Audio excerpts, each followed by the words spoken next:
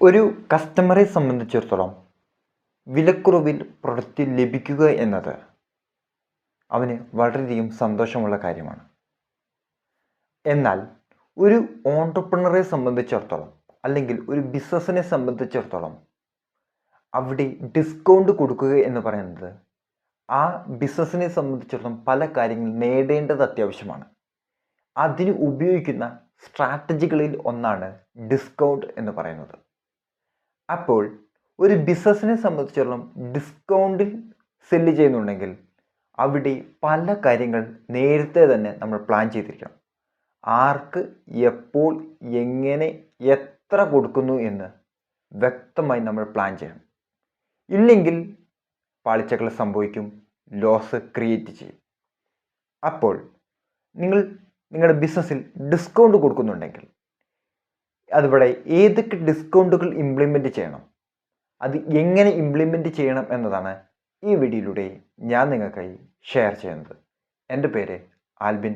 ഇതേപോലുള്ള അറിവുകൾക്ക് നിങ്ങൾ വളരെയധികം ഇൻട്രസ്റ്റ് ആണെങ്കിൽ please like, share and subscribe. അപ്പോൾ നമുക്ക് നോക്കാം. ആദ്യത്തേതാണ് ബണ്ടിൽ. എന്തിനാണ് ബണ്ടിൽ ഉപയോഗിക്കുന്നത്? നമ്മുടെ സ്റ്റോർ എടുത്തു കഴിഞ്ഞാൽ അതിൽ 80% പ്രൊഡക്റ്റുകൾ വളരെ സാവധാനം വിറ്റഴിയപ്പെടുന്നവയാണ്. എന്നാൽ 20% പ്രൊഡക്റ്റുകൾ അതിവേഗത്തിൽ വിറ്റഴിയപ്പെടുന്നവയാണ്. ഇങ്ങനെയാണ് നമ്മുടെ സ്റ്റോറിലുള്ള പ്രൊഡക്റ്റുകളിൽ നമുക്ക് തരംതിരിക്കാൻ സാധിക്കുന്നത്. എന്നാൽ അതിവേഗത്തിൽ വിറ്റഴിയപ്പെടുന്ന പ്രൊഡക്റ്റുമായിട്ടും അതേപോലെ സാവധാനം വിറ്റഴിയപ്പെടുന്ന പ്രൊഡക്റ്റുമായിട്ടും ക്ലബ്ബ് ചെയ്തുകൊണ്ട് സെല്ല് ചെയ്യുകയാണെങ്കിൽ കസ്റ്റമർ കൂടുതൽ വാങ്ങിക്കുകയും അതിലൂടെ കൂടുതൽ വോളിയം നമുക്ക് ചെയ്യാനും സാധിക്കും. അപ്പോൾ സാവധാനം വിറ്റഴിയപ്പെടുന്ന പ്രൊഡക്റ്റുകളിൽ നിന്ന് പരമാവധി മാർജിൻ നമുക്ക് കിട്ടുകയും അത് ബിസിനസ്സിനെ പ്രോഫിറ്റിലോട്ട് എത്തിക്കുകയും ചെയ്യും. ഇതിനു വേണ്ടിയിട്ടാണ് ബണ്ടിൽ സജ്ജീകരിക്കേണ്ടത്. രണ്ടാമതാണ് സ്പെഷ്യൽ ഗ്രൂപ്പ് ഡിസ്കൗണ്ടുകൾ.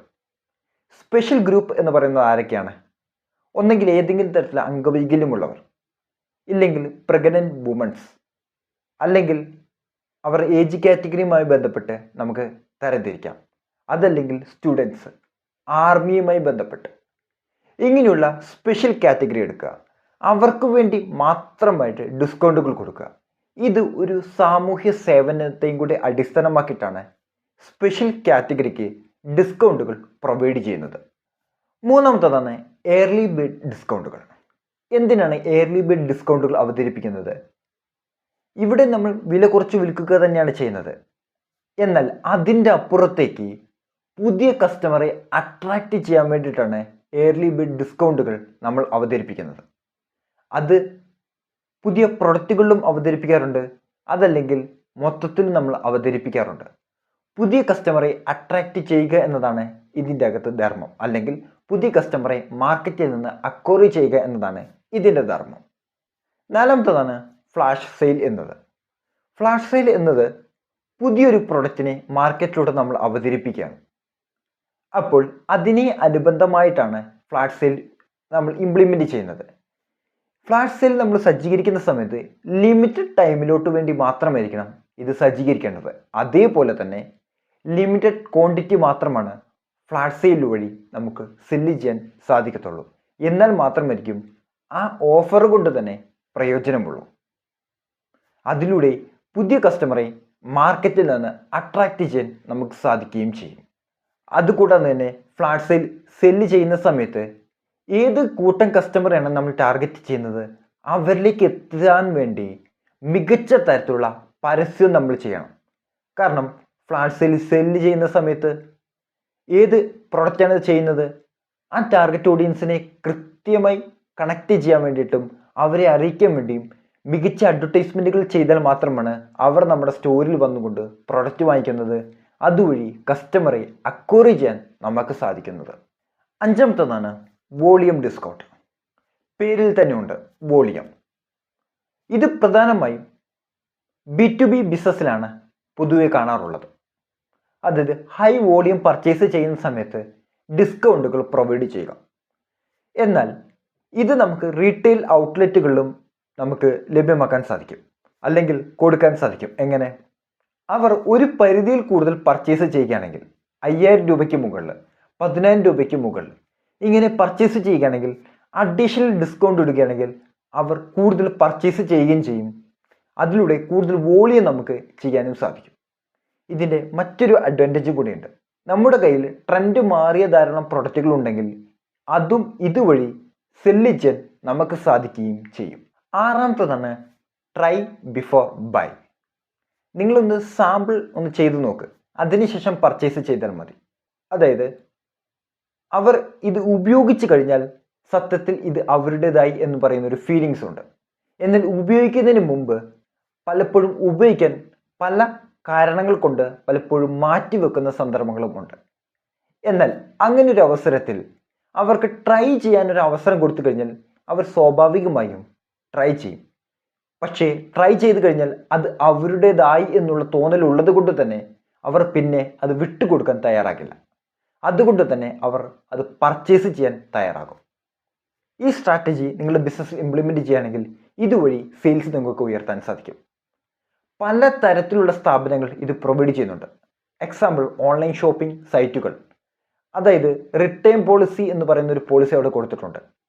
സ്വാഭാവികമായും ഒരു കസ്റ്റമർ പ്രോഡക്റ്റ് പർച്ചേസ് ചെയ്തിട്ടുണ്ടെങ്കിൽ അത് റിട്ടേൺ അയക്കാനുള്ള സാധ്യത വളരെ കുറവാണ്. ഇനി നമ്മൾ ശബരിമല സീസണിലൊക്കെ ആണെങ്കിൽ റോഡ് സൈഡ് നോക്കിക്കഴിഞ്ഞാൽ ധാരാളം അലുവ വിൽക്കുന്ന ഷോപ്പുകൾ കാണാൻ സാധിക്കും. അതുവഴി ടേസ്റ്റ് ചെയ്യാൻ വേണ്ടി അലുവ കൊടുക്കുന്നു, ശേഷം പർച്ചേസ് ചെയ്യുന്നു. ടെസ്റ്റ് ഡ്രൈവ് ചെയ്യുന്ന കാറുകൾ ടെസ്റ്റ് ഡ്രൈവ് ചെയ്യുന്നു, അതുവഴി ആ പ്രൊഡക്റ്റിൻ്റെ അല്ലെങ്കിൽ ആ കാറിൻ്റെ ഡീലിങ്സ് ക്ലോസ് ചെയ്യാൻ സാധിക്കുന്നു. ഇങ്ങനെ ധാരാളം എക്സാമ്പിൾസുകൾ നമുക്ക് കാണാൻ സാധിക്കും ട്രൈ ബിഫോർ ബൈ എന്ന് പറയുന്നതുമായി ബന്ധപ്പെട്ട കാറ്റഗറിയിൽ. ഏഴാമത്തേതാണ് സീസണെ അടിസ്ഥാനമാക്കി അവതരിപ്പിക്കുന്ന പ്രൊമോഷൻസുകൾ അല്ലെങ്കിൽ ഡിസ്കൗണ്ടുകൾ. ഇത് പ്രത്യേകിച്ച് നമുക്ക് ഓൺലൈൻ സ്റ്റോറുകളും മറ്റും കാണാൻ സാധിക്കും. India shopping festival, big billion days, ഇങ്ങനെ വിവിധ കാറ്റഗറിയിൽ ധാരാളം ഷോപ്പിംഗ് ഫെസ്റ്റുകൾ നമുക്ക് കാണാൻ സാധിക്കും. ഇതിൻ്റെ മെയിൻ എന്ന് പറയുന്നത് ഔട്ട് ഓഫ് ട്രെൻഡ് ആയിട്ടുള്ള പ്രോഡക്റ്റുകൾ വിറ്റഴിക്കുക, അതും കുറഞ്ഞ എമൗണ്ടിൽ. ഇതാണ് ഇവരുടെ ലക്ഷ്യം. ഇതുവഴി അവർക്ക് ഔട്ട് ഓഫ് ട്രെൻഡ് ആയിട്ടുള്ള പ്രൊഡക്റ്റുകൾ കെട്ടിക്കിടക്കുകയാണെങ്കിൽ അതിലൂടെ വളരെ വലിയ ലോസാണ് അവിടെ ക്രിയേറ്റ് ആവുന്നത്. എന്നാൽ ചെറിയൊരു റേറ്റ് കുറയ്ക്കുന്നതിലൂടെ തന്നെ വളരെ വളരെ വലിയ വോളിയം ചെയ്യാനും അതിലുള്ള മാക്സിമം പ്രൊഡക്റ്റുകൾ സെല്ല് ചെയ്യാനും ഇതിലൂടെ സാധിക്കുകയും ചെയ്യും എന്നതാണ് ഇതിൻ്റെ അഡ്വാൻറ്റേജ്. ഇതൊരു ലിമിറ്റഡ് ടൈമിലേക്ക് വേണ്ടി മാത്രമാണ് ഫിക്സ് ചെയ്യുന്നത്. അപ്പോൾ ഇത് നാട്ടുകാരെ അറിയിക്കണമെങ്കിൽ മികച്ച തരത്തിൽ പരസ്യം ചെയ്യേണ്ടതും അനിവാര്യമാണ്. ഇതിൻ്റെ ഒപ്പം തന്നെ നിങ്ങൾക്ക് അവതരിപ്പിക്കാൻ സാധിക്കുന്നതാണ് ബൈ വൺ ഗെറ്റ് വൺ തുടങ്ങിയ ഓഫറുകളും ഇതിൻ്റെ കൂടെ തന്നെ ആഡ് ഓൺ ആയിട്ട് നിങ്ങൾക്ക് ചെയ്യുകയും ചെയ്യാം. എട്ടാമതാണ് ലോയൽറ്റി മെമ്പേഴ്സ്. അതായത് ഇതിൻ്റെ ഉദ്ദേശം കസ്റ്റമറെ ആഡ് ചെയ്യുക എന്നതാണ്. എന്നാൽ ലോയൽറ്റി മെമ്പേഴ്സിലോട്ട് കസ്റ്റമറെ ആഡ് ചെയ്യുമ്പോൾ ചില കാര്യങ്ങൾ അവിടെ പ്രത്യേകം ശ്രദ്ധിക്കണം. ഇവർ പ്രീമിയം പ്രൊഡക്റ്റുകൾ പർച്ചേസ് ചെയ്യുന്നവരാകണം. ഇവർക്ക് ബൈയിങ് ഹാബിറ്റും കൂടെ ഉള്ളവരാണ്. എന്നാൽ മാത്രമായിരിക്കും റിപ്പീറ്റ് ആയിട്ട് ഇവർ പർച്ചേസ് ചെയ്യുന്നത്. റിപ്പീറ്റ് ആയിട്ട് പർച്ചേസ് ചെയ്യുന്നവർക്കാണ് ലോയൽറ്റി മെമ്പറിലോട്ട് ആഡ് ചെയ്തിട്ട് കാര്യമുള്ളൂ. അവർക്കൊരു ചെറിയ ഡിസ്കൗണ്ട് കൊടുത്താൽ നഷ്ടമില്ല. കാരണം ബൈയിങ് ഹാബിറ്റ് ഉണ്ട്, അവർ റിപ്പീറ്റ് ആയിട്ട് പർച്ചേസ് ചെയ്യുകയും ചെയ്യും. ഇതുവഴി മാക്സിമം റവന്യൂ നമുക്ക് കളക്ട് ചെയ്യാൻ ഇവരിലൂടെ സാധിക്കുകയും ചെയ്യും. ഇതിനൊരു എക്സാമ്പിളാണ് ജിം. ജിമ്മിൽ ലോയൽറ്റി മെമ്പറായിട്ട് ആഡ് ചെയ്യുന്നു, അതിലൂടെ ധാരാളം ഓഫേഴ്സുകളും കുറേയധികം മറ്റ് പ്രൊഡക്റ്റുകളും ലഭിക്കുന്നു. കൂടാതെ ട്രെയിനിങ്ങുകളും മറ്റുമൊക്കെ ലഭിക്കുന്നത് കൊണ്ട് തന്നെ വളരെ വലിയ വാല്യൂ ആഡഡ് ആയിട്ടാണ് കസ്റ്റമർക്ക് അവിടെ ഫീൽ ചെയ്യുന്നത്. അപ്പോൾ നിങ്ങളുടെ ബിസിനസ്സിൽ ഓരോ ഡിസ്കൗണ്ട് കൊടുക്കുന്ന സമയത്ത് കൃത്യമായി പ്ലാൻ ചെയ്യണം. ആർക്ക്, എപ്പോൾ, എവിടെ, എങ്ങനെ കൊടുക്കണമെന്ന് കൃത്യമായി പ്ലാൻ ചെയ്തില്ലെങ്കിൽ അത് ലോസ് ആണ് ക്രിയേറ്റ് ചെയ്യുന്നത്. അടുത്ത വീഡിയോയിൽ മറ്റൊരു ടോപ്പിക്കുമായി നമുക്ക് വീണ്ടും കാണാം. ബൈ.